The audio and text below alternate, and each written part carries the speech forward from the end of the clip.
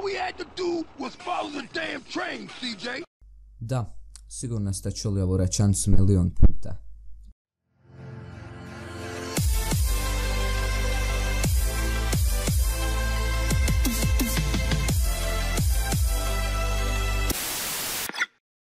I pozdrav ljudi, dobrodošli u novu epizodu Slet Produkcije. Danas ćemo da vidimo top 10 najtežih misija u GTA serijalu, odnosno Grand Theft Auto serijalu. Ja sam izabrao 10 neki po mom mišljenju i većinom će biti misije iz ovih starih serijala zato što su one bile prilično teže. Pa hajde da krenemo. Na 10. mjestu je misija iz GTA trojke pod imenom Turismo. To je jedna od misija koju dobijete na onim telefonima i navodno trebate se trkati, jel? Problem je u tome što su auta dosta brza i nekako postoje nekih nerealnih dijelova kod sudara s autima, tako da vas to može prilično iznervirati.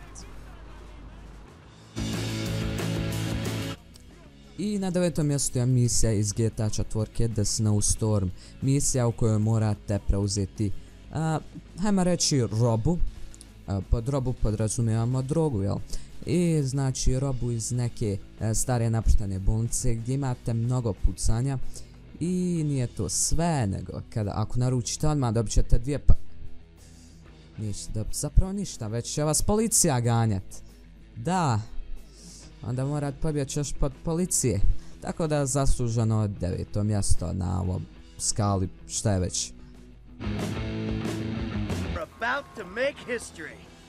Na 7+7 mjestu nalazi se The Big One, misija iz GTA 5. Znači, nije ovu također misiju nisam igrao, ali je dosta teška i duga. Zašto? Zato što trebate opljačkati banku, ali na jedan veoma zanimljiv način. To jest, morate se prvo preručiti ove čuvara, zatim otići u garažu, praviti se da ste oni, ukrasti par kila zlata, utovariti u kamione i pobjeći zahvaljujući hakiranju ovih raskrsnica i kontrolisanju saobraćaja, tako da vas ne uhvati policija, međutim na kraju vas ipak uhvati nekako i morate se pucati sa tim Merryweatherom, šta god to značilo, uglavnom neka vrsta policije, tako da pucate se sa njima, da morate još negdje voziti, tako dalje, ali vama duga i teška misija, tako da zbog toga na 7+7 mjestu.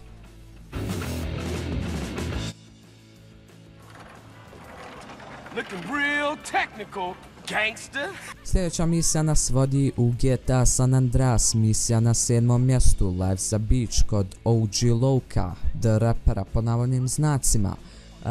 Taj OG Loke vas šalje da ukradate jedan van sa zvučnim sistemom, međutim problem je što morate plesati da biste ukrali taj van.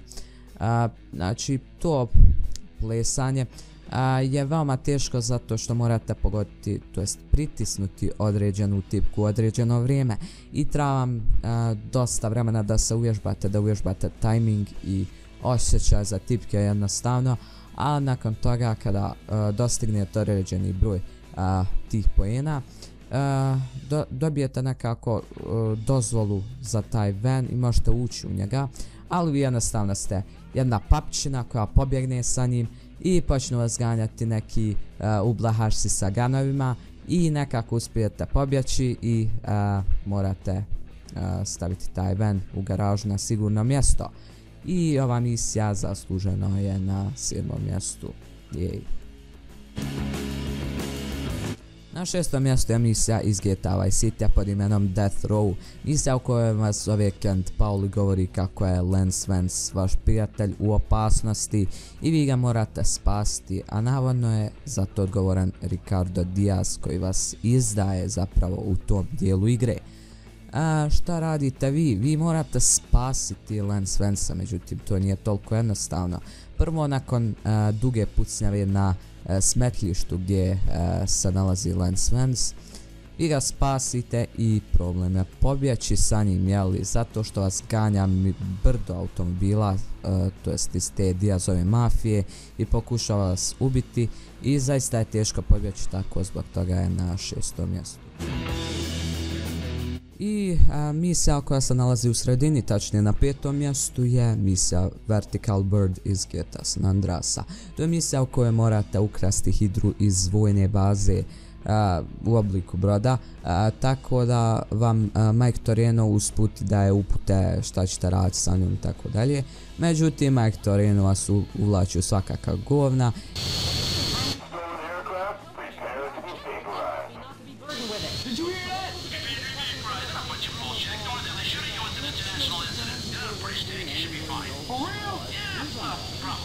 I to čini misiju jako teško, morate se boriti s nekim avionima, brodovima, kamionima, zbog toga je na 5. mjestu.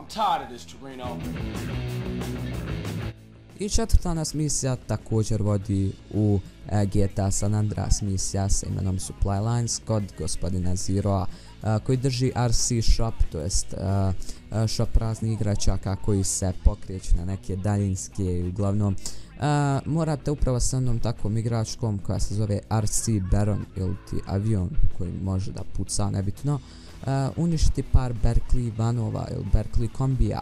Međutim, problem je što je teško upravljati tim RC Baronom i zato što imate freaking time limit u obliku goriva, ali to vam je istiđe ovo, tako da zbog toga je na 4. mjestu.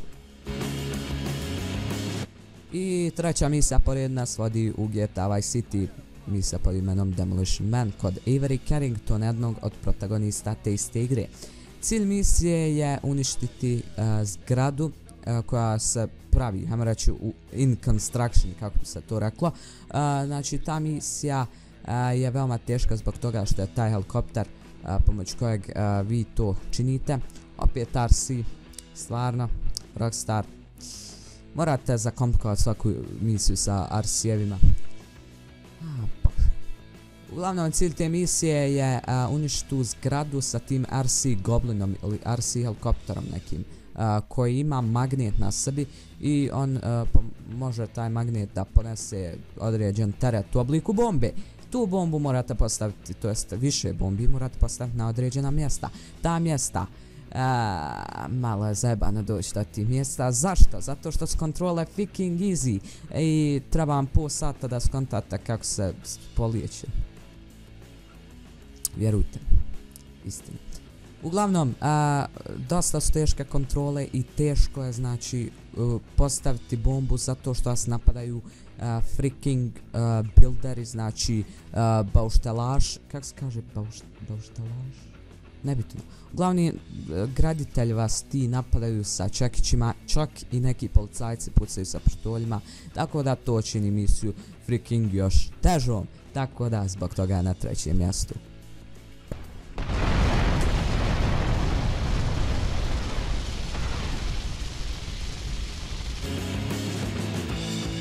Vi koji ste mislili da će ova misija biti na 1. mjestu, zajebali ste se. Jesam vas zajebo. Uglavnom, misija, znači, ime misije je Wrong Side of the Tracks, misija iz GTA San Andreasa, čija je uspješnost te misije i bukvalno u rukama kompjutera, tako da vi ste tu bukvalno nebitni. Zašto? Zato što je cilj misije, znači, pratiti voz na kojem se nalazi 5 vagosa. Te vagosi moraju biti navodno mrtvi i onaj koji gađa te vagose je gospodin Big Smoke, koji gađa prilično loše, ono, lik fula sve živo i to je upravo težina sve misije zbog fucking Big Smoke-a koji gađa nebo svo vrijeme.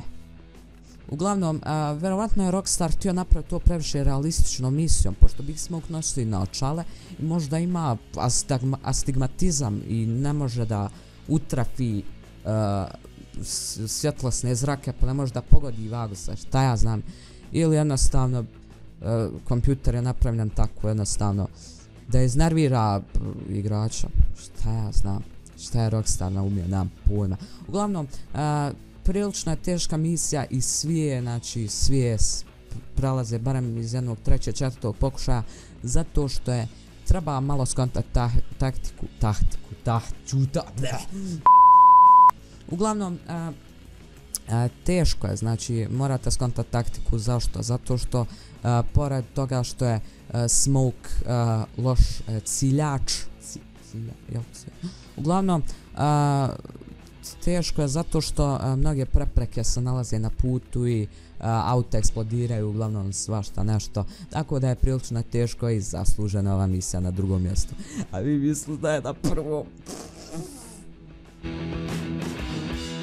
I prva misija New Model Army, misija iz GTA San Andreasa.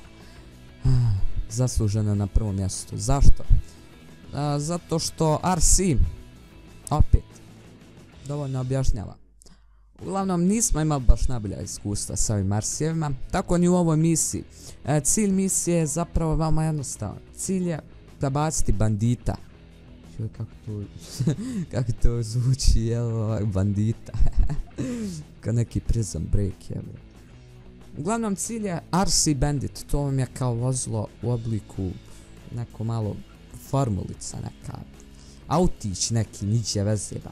Uglavnom, cilj je taj RC Bandit prebaciti s tačke A u tačku B.